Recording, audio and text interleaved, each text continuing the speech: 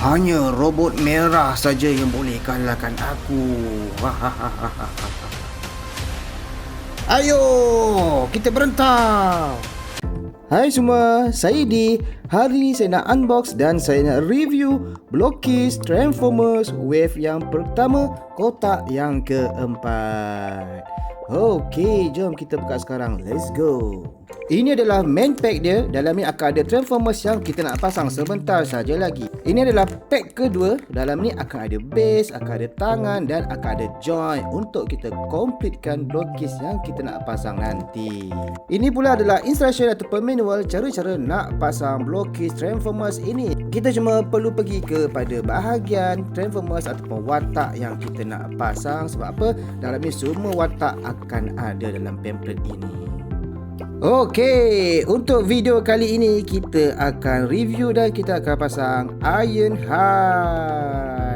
Okey, jom kita pasang sekarang. Let's go.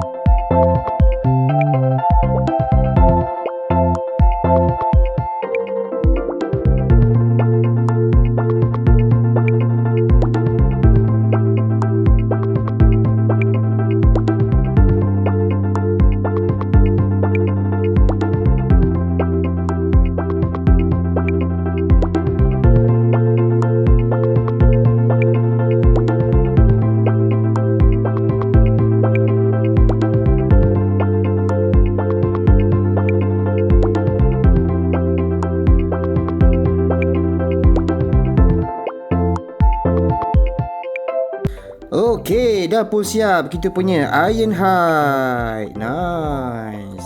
Simple. Okey, versi kartun. Cantik. Okey, so untuk Ironhide kita dapat weapon, pistol warna merah guys. Okey, so ini adalah efek tembakan laser daripada pistol ini. Kita just attach saja dekat muncung pistol ini dan siap. Settle. Okey, so ini adalah ekstra tangan dia. Okey, sekiranya kita memerlukan pose yang memerlukan tangan itu terbuka, kita boleh guna saja tangan ini. Kalau tak perlu, kita simpan sahaja.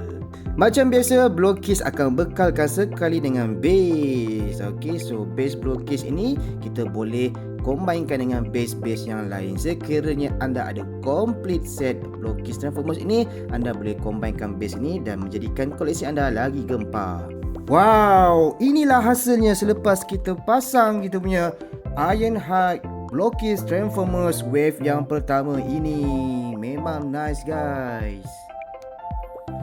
Fuh, dahsyat. Macam biasa guys, dengan adanya base Blockist ini, kita boleh buat posing yang macam ni guys. Sangat-sangat menarik guys. Korang bebas nak buat apa-apa posing. Sebab apa? Dia adalah item yang bersendi dan joint dia sangat banyak.